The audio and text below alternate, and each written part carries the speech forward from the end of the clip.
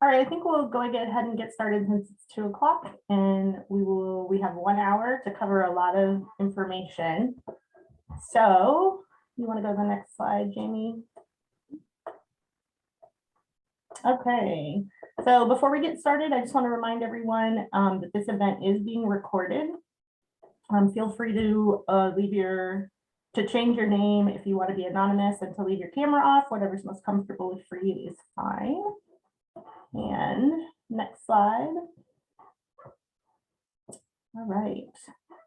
So good afternoon. Thank you for coming to the final event in our 3-part series on alternative land ownership models.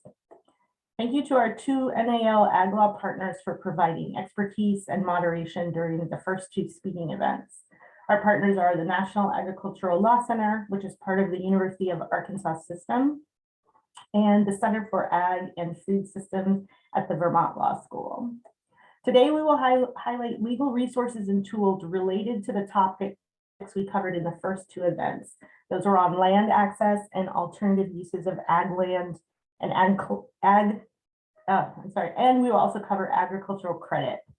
My name is Kirstin Nelson. I'm the Senior Law Librarian at NAL and the Executive Director of the Diversity and Inclusion Council.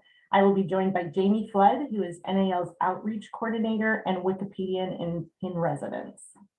We'll present for about 45 minutes, and then we'll open it up to questions. We have staff members from both the National Ag Law Center and Vermont Law School on the call to answer questions during that last 15 minutes if they are specific legal issues or require some expertise beyond what we're going to show today. All of the links and resources that we talk about today will be provided in a Word document that is available to you. We'll post that in the chat now, and then we'll post it again at the end. So don't worry about trying to jot all these down. Everything we talk about will be in the handout. Okay, next slide.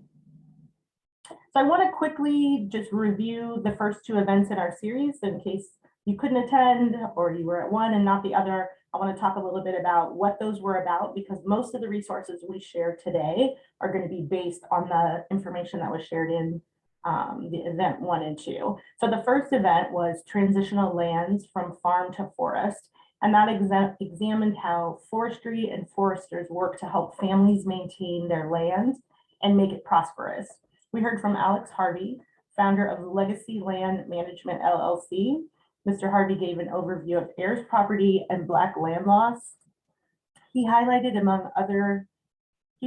among other problems stemming from heirs property, it could lead to underutilized land where few farm owners profit from the property that they have. Forestry provides one option to help with that issue. The second installment, which was last week, covered Agrarian Commons as an emerging land ownership model. Panelists Duran Chavis, an urban farmer and educator, and Kristen King-Reese, a legal expert on community land trusts, spoke to us. They discussed legal issues related to land trusts, and then they provided a very interesting case study involving the Central Virginia Agrarian Commons. Both of those recordings will be available on the NAL website at a later date. So if you missed those, you will have a chance to watch them.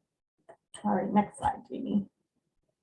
Okay, I'm going to turn this over to Jamie, and she's going to cover topic 1.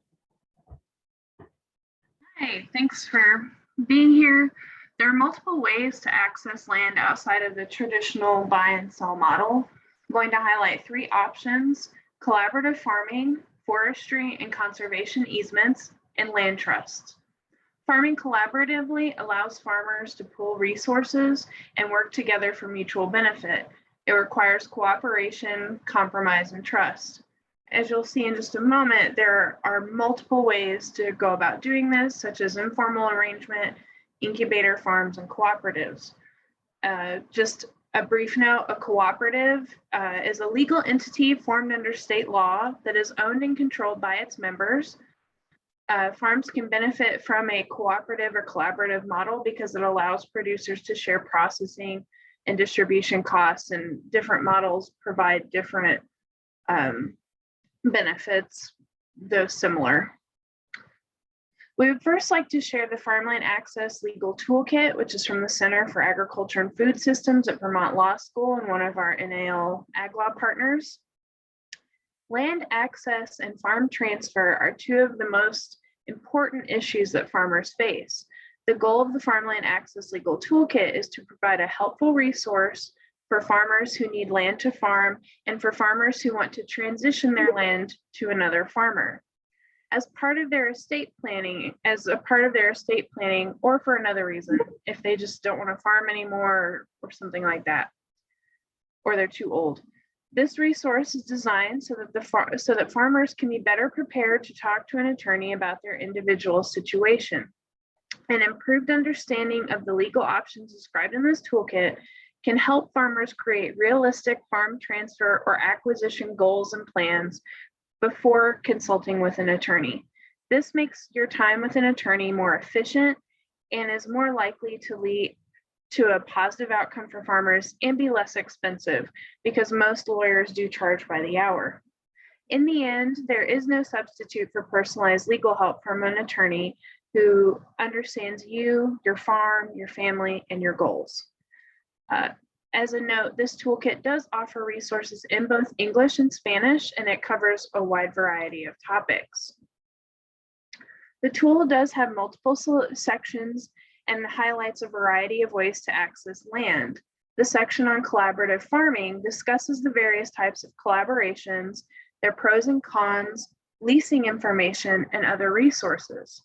Farming collaboratively allows farmers to pool resources and work together for mutual benefit.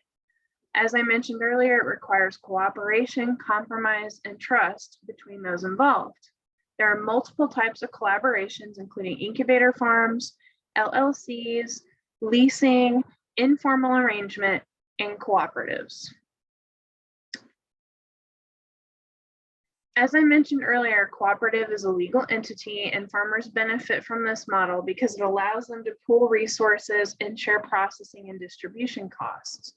Cooperatives are allowed under the Capper-Volstead Act to set prices together as a large group, giving them more equal footing with larger corporate agribusinesses.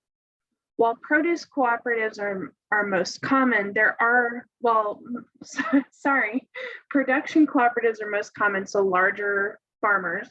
There are some individual farms who are attempting a cooperative model in which their members are individuals who have invested in their farm, and then they typically they don't usually work on the farm, or they might in some other fashion, but they typically receive benefits like farm products from the farm they've invested in. Incubator farms are also usually a cooperative arrangement. There's usually an umbrella organization that's a nonprofit that owns land and manages the incubator. Farmers that are involved typically run separate, distinct businesses, but they share land, equipment, and infrastructure, including buildings, facilities that can include processing facilities and equipment. The equipment and the facilities are typically owned by the incubator itself as an entity. Land trusts are another option for land access.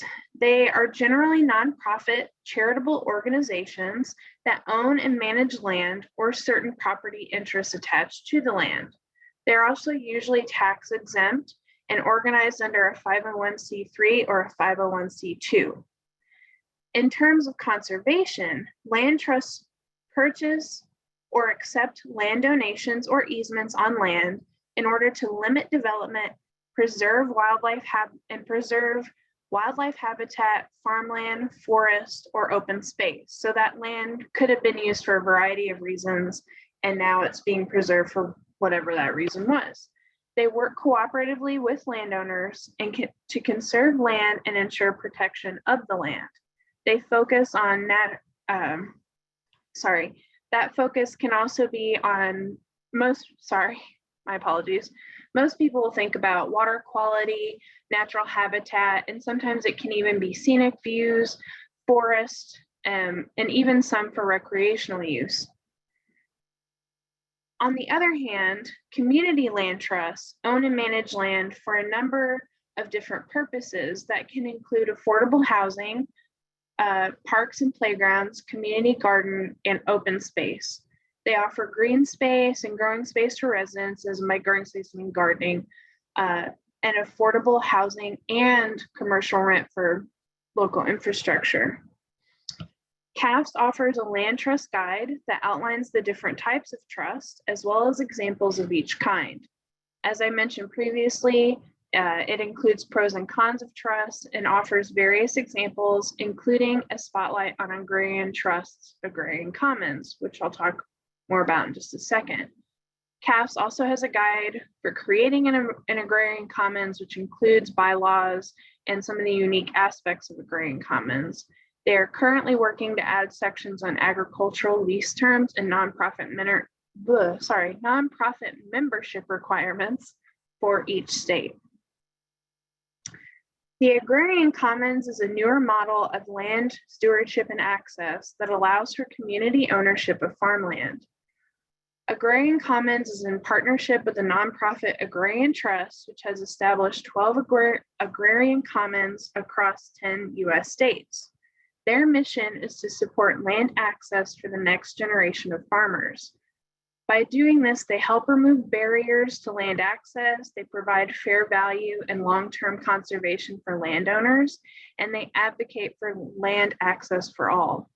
Agrarian Commons is funded and supported by the Agrarian Trust and is a national 501c3 land trust with multiple local 501c2 community land commons across the United States.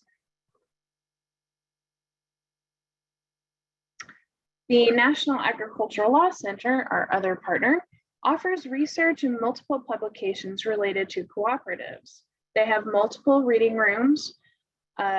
A reading room, if you will, is in a reading room, you will find a brief overview of the topic and then related statutes, regulations, and laws, state level information if applicable, resources, and research publications from the center. The center has reading rooms related to both cooperatives and business organizations. They offer a farmer's legal guide to producer marketing associations. And in this guide, it's for any group, this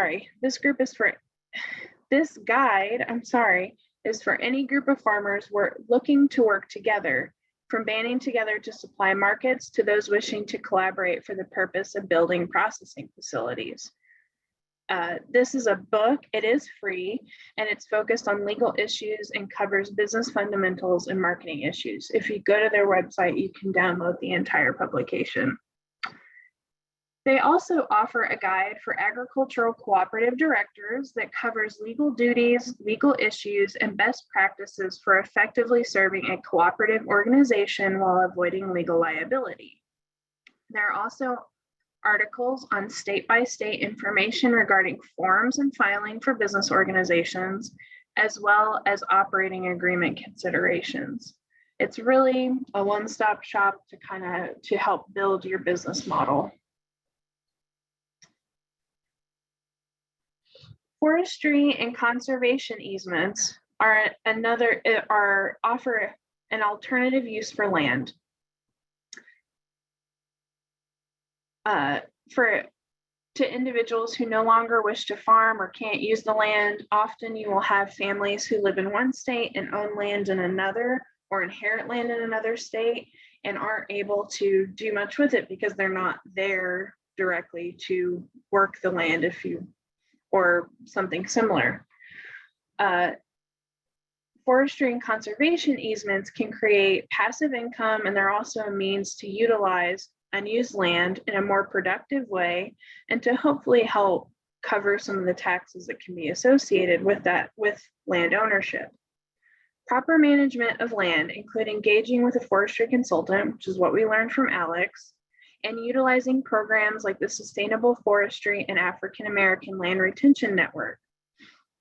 By planning for your land and knowing the value of it, as well as what the land needs to be more productive, significantly increases the value of forest land and lands transition into forest land, and it helps with land retention and asset development.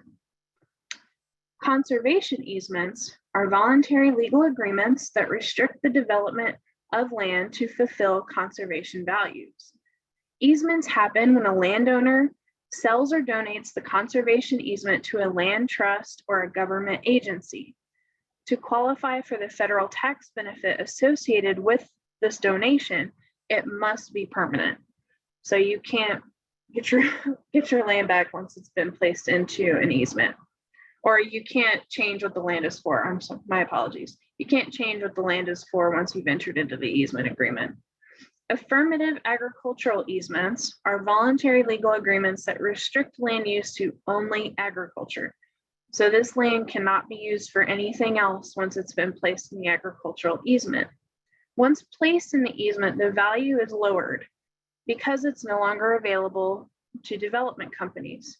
This decreased value in turn makes that land more affordable to other farmers or individuals looking to farm. As I mentioned previously, some individuals and family own land that they can't utilize or farm for whatever reason.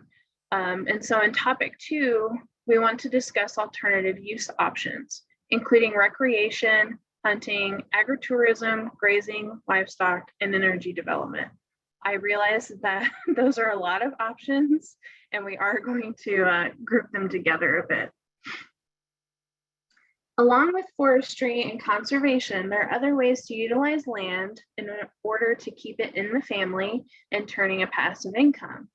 Some options include leasing land for hunting, other recreational uses like ATVs or snowmobiling, leases so that someone else can use the land, but it still belongs to you, agritourism, livestock, and grazing. NALC offers a variety of publications and reports related to all of those topics. Land can be used for agritourism, I think is a topic, I'm so sorry, is where most minds go, I think, when we think about other ways to use farmland, but there are other options, as I mentioned, grazing, recreation, and other outdoor activities. Okay. NALC offers a variety of publications and reports covering these topics, including research and process guides. I want to remind everyone that all of these resources are on a handout that Jeremy has put in the chat. And I think he's also putting the links in the chat directly, but we have them all in one handout as well. Land outside of recreation and all this other stuff, it can also be used for energy development. Farmland presents a wide open space free of trees and debris and is an excellent spot for development of solar or wind energy sites. CAFS offers a farmland solar policy project toolkit that aims to balance solar development and the preservation of farmland. So basically utilizing land for both farming and solar. And then they also have a cannabis and energy law project that documents and explains the regulations related to energy use for commercial cannabis cultivation facilities. Due to the indoor climate needs of the industry, energy use is heavily regulated due to the pressure applied to the power grid from such operations.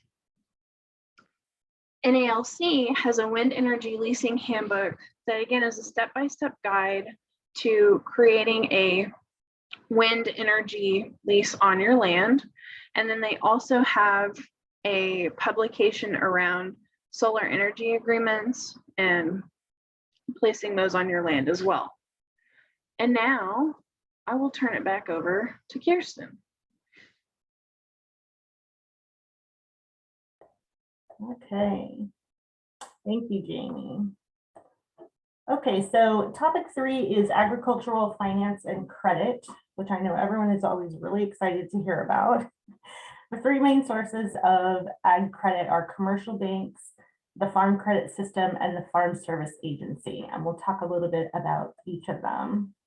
The Farm Credit System is a network of federally chartered, privately owned banks and associations that provide short and long-term loans to eligible agricultural producers and their cooperatives.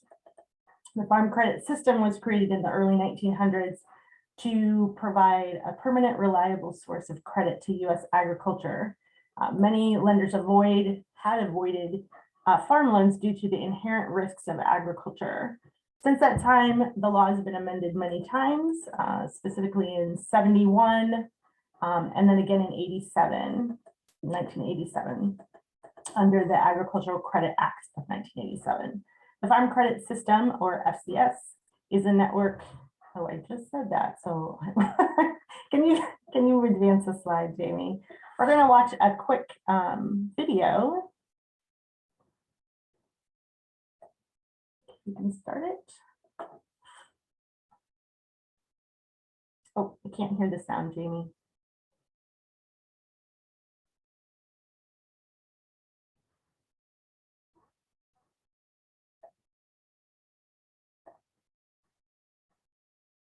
Jamie, the sound's not working. Oh. Ups and downs. Is it working now? Our access to financial back to the beginning. Sorry, guys. Sources and start over maybe. Cooperative structure have allowed. For a century, farm credit has been supporting rural communities and agriculture with reliable, consistent credit and financial services. But do you know why farm credit was created? Rural enterprises and agriculture are essential, yet volatile. Farm credit was created to help rural communities from coast to coast weather financial ups and downs. Our access to financial resources and cooperative structure have allowed us to remain strong through bad and good times. Thanks. Farm credit supports the diverse financial needs of farmers, ranchers, and rural businesses. We also help rural communities thrive by financing vital infrastructure and communication services. That steady flow of credit means more jobs, more economic growth, and more investment in rural America. Today's beginning farmers are the backbone of tomorrow's rural communities. That's why Farm Credit actively supports youth leadership programs like 4-H and the FFA and makes an average of 60,000 loans to beginning farmers each year. As a network of cooperatives, each locally owned by our borrowers, Farm Credit profits are returned directly to our customers, which helps strengthen the rural economy. Our mission has always been to support rural communities and agriculture, making America strong today and tomorrow. Visit farmcredit.com to learn more. Okay, next slide. Okay, so I thought that little video was a nice overview, and that way you wouldn't have to hear me talking so much. Here on this next slide, we're going to talk about the farm credit funding model. Even though Congress created this in the early 1900s, and it was created by Congress, the farm credit does not receive any government funding or tax dollars. Instead, farm credit raises money on Wall Street and brings it back to rural communities through Federal Farm Credit Bank Funding Corporation. Sorry. The farm credits for regional wholesale banks fund the individual farm credit associations who support farmers, ranchers, and rural home buyers. You can find additional information on the website, as the video mentioned, including information for young, beginning, and small farmers, farmer veterans, and farmer-owned co-ops and agribusiness. Next slide. So another source of ag credit is the Farm Service Agency, FSA. It's an agency within the USDA. So unlike Farm Credit, which is not within the government, FSA is part of USDA and receives funding from the government. And they're available for a wide range of functions. So you can see just like a list there on the screen. There are a long list of services that they provide, and they work in a lot of different areas in ag and food. But one of the primary functions is to administer the federal loan programs for farmers, including providing direct and guaranteed farm ownership and operating loans for family-sized farmers and ranchers. FSA loans are often critical to beginning farmers who cannot qualify for conventional loans because they have insufficient financial resources. FSA also helps farmers who have suffered financial setbacks from natural disasters or whose resources are too limited to maintain profitable farming operations. These can come in the form of an emergency loan. FSA is intended to serve as the lender of last resort for farmers or producers who cannot otherwise obtain commercial loans at reasonable rates. Thank you. I want to talk about or highlight a few tools on farmers.gov and the FSA website. There are many useful tools there. So while they're committed to serving all farmers, FSA targets portions of loans to beginning farmers and ranchers, youth loans, and microloans. I want to talk specifically about microloans, and you can see there's a link to that there on that page. Microloans focus on financing needs of small beginning farmers, niche and non-traditional farm operations, including things such as hydroponics, aquaponics, organic farms, vertical growing methods, and other emerging farming methods. And I think, over time, we're going to see more and more of that. And that's a good way to get started with that, is with a microloan. USDA also recently launched Increasing Land, Capital, and Market Access. It's a program to help historically marginalized producers by increasing land, capital, and market access. The program will fund cooperative agreements or grants for projects that help move these producers from surviving to thriving. And I want to cover a few tools from the National AgGlass Center that are specific to finance and credit, which I know can be a very confusing system when you're trying to figure out what programs to use or just what it all means. And so I want to highlight a few things from their page that I think are very useful. One of the things they have is their finance and credit reading room. And Jamie mentioned earlier that a reading room, when you go on their page, there are a list of topics, and one of the topics is finance and credit. And you can go in there and find the statutes, regulations, publications. There's congressional research service reports and state resources, and then all kinds of reference resources. So this is a great place to start if you're trying to understand the process. On the left side of the page, there are some additional tools that are available on their website that are very useful. And I really recommend that anytime you have a topic that you're interested in, you can go to their reading rooms and get a nice overview and then links to all of the laws and the regs. Okay, next slide. Another tool that I wanted to specifically point out is this Law Bulletin Series on farm financing. There are 9 different sections. This was created by one of the AgGlass Center's sub-partners through our NAL Ag partnership. They work with a few sub-partners, and then within the center themselves, they write a lot of guidance and articles on a variety of topics. So again, it's a good place to go and look for content on whatever your ag or food legal issue is. And then next slide.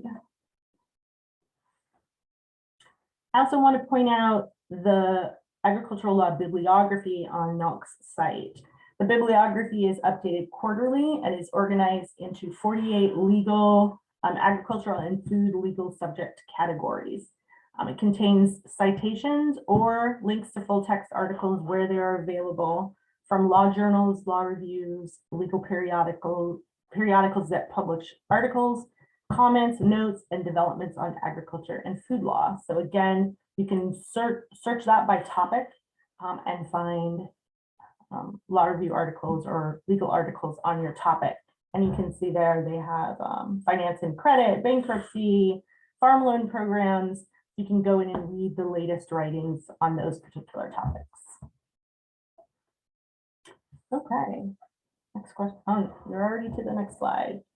All right, so that's a range of resources that you can use as you are either doing legal research or if you're interested in starting a farm, getting finance and credit, looking at all these alternative methods beyond just row crops, I think that people typically think of. So let's open it up. And I know we have Fran Miller from Vermont Law School here with us. And I think we have someone from the National AgGlass Center, but I'd have to look at the participants list. Anybody here from there? So please, you can enter questions into the chat. You can take yourself off mute, whatever you're comfortable doing.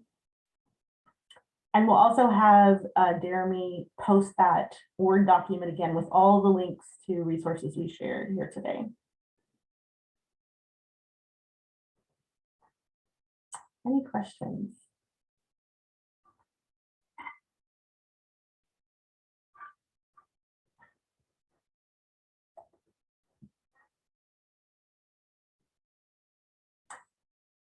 Fran, I have a question for you. Oh, there we go. Karen, go ahead. Thank you. I'm fascinated by the Agrarian Commons model, and I'm wondering if there are any examples that you might know about where land, maybe from retired farmers, was rematriated to an Indigenous community through that model. Fran, I'll let you speak on that. Do you know of one? I'm trying to unmute, sorry. I do know that the Agrarian Trust is in conversation with some Indigenous communities who are forming Agrarian Commons. I don't think that there's any that are a done deal, but I do know that there's conversations. I know that I'm pretty sure 5 of the Agrarian Commons that have been launched across the country have had land either donated or the Commons and the Trust have raised enough money to purchase the land. And if you go to the Agrarian Trust website, you can see what those are. I'm pretty sure that there's one that's in discussion in Nebraska with an Indigenous community there. Wonderful. Thank you so much. You're welcome. Thanks, Karen. Yeah, Fran, I was going to ask you if you would talk a little bit about the Agrarian Commons that is up there in Vermont. Sure. Can you tell us a little bit about that? Yeah, actually, the Vermont Agrarian Commons is really in formation. There was a specific project that was going to be part of the Commons, but it didn't work out. And so they're really working now on figuring out what farmland is going to be part of the Commons. And there's no final agreement on that yet. Okay, I didn't realize that. Yeah. Are you familiar with, or have you worked with one of the Commons that is kind of up and running and is successful? Well, in some ways, they're all in formation. You know, like last week, we talked with Duran Chavis. Sorry, had to let out the dog. And he spoke about the Central Virginia Commons, and you know, they have land that is being donated to them, and they've formed a board, and they're figuring out their processes for choosing farmers and adopting bylaws. That's kind of the stage at which many of the commons are. So it's really very much a work in progress. And if anybody on the call wants to talk more about that, I'm happy to do that, and people can reach out to me. Okay, we'll put your email in the chat. Okay, and we can do that. great. So how, like, what is the estimated amount of time that the Agrarian Trust, you know, expects or is shooting for a Commons to go through that initial process and actually be producing food? I think it varies. Some of the Agrarian Commons that are being formed include existing farms. So in New Hampshire, for example, I think that there are 2 or 3 farms on land that those farms already owned that are part of the commons. And so they're already up and running as farm businesses, and the commons as an entity is the thing that's in process of being formed. Right. In other places, like in Virginia, as we talked about last week, they're just getting land. They don't have farmers yet. They're figuring that whole process out. So yeah, it varies. And again, if you look at the website, and I don't know the specifics about all of them, they're really all in various stages. I don't think that any are completely formed and running and in the mode that they'll get into once kind of completely formed. All of the commons were just formed right at the start of the pandemic in May of 2020. And so everything was kind of, on hold for a while. Right. Well, it'd be exciting to see over the next, 5-10 years, how these expand, how these early ones grow. And then as new ones possibly pop up, I think it'll be an interesting process. Yeah. I would also say that there's a lot of projects around the country that are agrarian commons like, that are community-based ownership of land, of agricultural land, trying to own numerous acres where there are multiple agricultural enterprises on the land. And so there might be farmers, there might be some land businesses, there might be some housing. I think that there are a lot of people around the country who are trying to adopt that kind of model of farming, of building community, because so many people feel that kind of nuclear family farm thing is not working very well for people, hard as that is. No, I think it's in Maryland, but I think it's elsewhere. There's a program for folks that have farmland that don't want to farm anymore, and they're able to kind of lease it, but the terms seem looser than a lease to an underprivileged individual who wants to learn how to farm from them. And I know USDA highlighted it because one of the programs had to do with immigrant individuals. It was a program specifically for them. If they farmed in the country they came from, they could be involved in this program to start farming here. And it was really interesting because one guy had talked about growing yams and stuff like that. And so it's also helping to diversify agriculture too. It's very interesting. Yeah, I don't know about that one.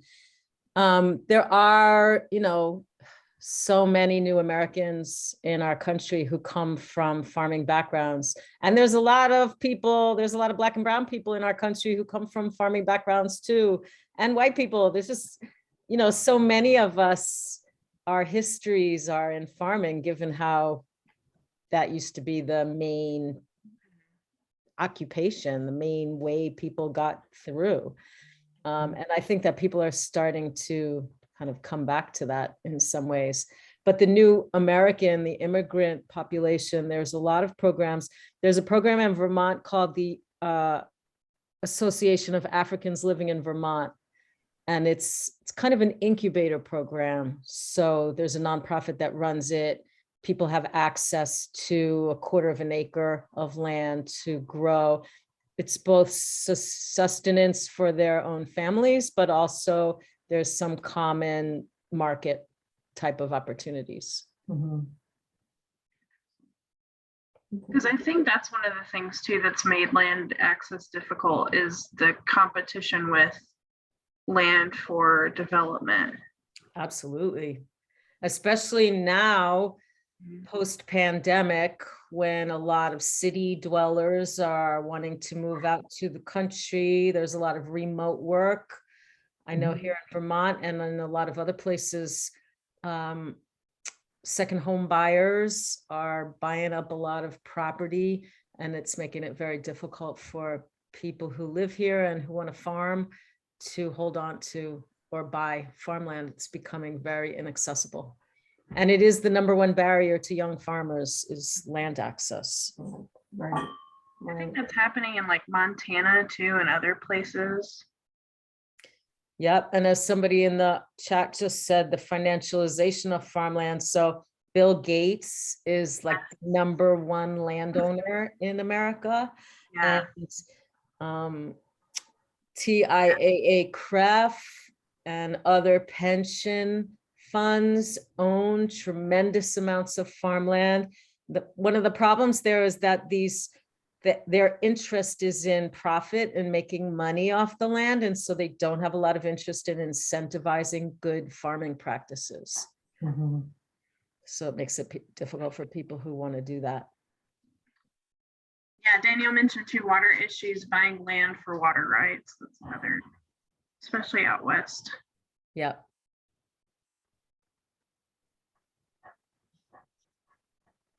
Mm. Thank you for that, Mary. Yeah, I'll have to look at that. Put that link. We can add that link to our handout as well. Yeah. Another recent article.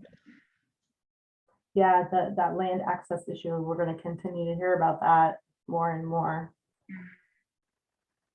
because of all the reasons that we stated. Are there other questions from our attendees?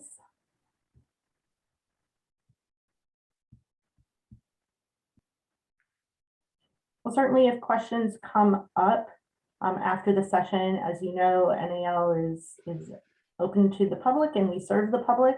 So at any time you can go to NAL's website and I think it says ask a question or ask us. I forget what the I link think is. it's Ask Us now. It's Ask us. If you click that, you can email in a question, you can call. We have live chat as well during our work hours. So if you do have a question that's legal based or something about land access, you can submit it there and they'll filter it to the AgLaw team so that we can take a look at it. We also have other information centers. So we have our Rural Information Center. We have alternative farm systems. So we have a number of different subgroups in the library that may be able to assist with trying to find programs or loan programs, and then just general information as well. And then certainly use our partners and use their resources on their website. So there's a lot out there. And we're really happy that we had an opportunity to share some of these resources with you, but there's lots more. So if you don't see what you need, you didn't hear about it today, please come back and we will connect you with whatever resources you need for the work that you're trying to do.